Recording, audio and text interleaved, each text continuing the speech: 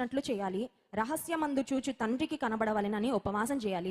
ఉపవాసం ఉన్నప్పుడు ఇంకొంచెం ఫ్రెష్గా ఉండాలంట. చూడడానికి ఎట్లా కనబడాలి, అసలు ఉపవాసం చేస్తుందా లేదా అని డౌట్ వచ్చేలాగా అంటే మనుషులకు అంత అవకాశం కూడా ఇవ్వద్దు. నీ ఉపవాసాన్ని గురించి చెప్పుకోవడానికి కూడా నువ్వు ప్రయత్నము చేయొద్దు. ఒకవేళ దేవుడు నిన్ను ప్రేరేపిస్తే నీ ఉపవాసము అనే మాట నువ్వు చెప్పడం వల్ల ఇతరులకు ఇన్స్పైరింగ్ ఉంటుందంటే చెప్పు.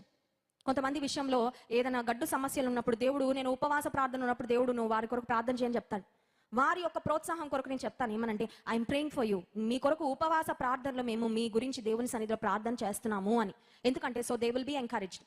సో దేవుని మహిమ కొరకు నువ్వు చెప్తే పర్వాలేదు, కానీ నీ మహిమ కొరకు నువ్వు చెప్పుకుంటే మాత్రం అది దేవుడు మెచ్చడు. సో ప్రార్థన చేయనప్పుడు, ఉపవాసం ఉన్నప్పుడు వేషధారుల వలె కాకుండా, మనుషులు చూడవలెనని కాకుండా దేవుడు చూడవలెననే ఉద్దేశంతో, దేవుని సన్నిధికి మన ప్రార్థన చేరవలెను అనే ఉద్దేశంతో, దేవుడు వినే విధంగా యథార్థంగా మనము ప్రార్థన చేయాలి.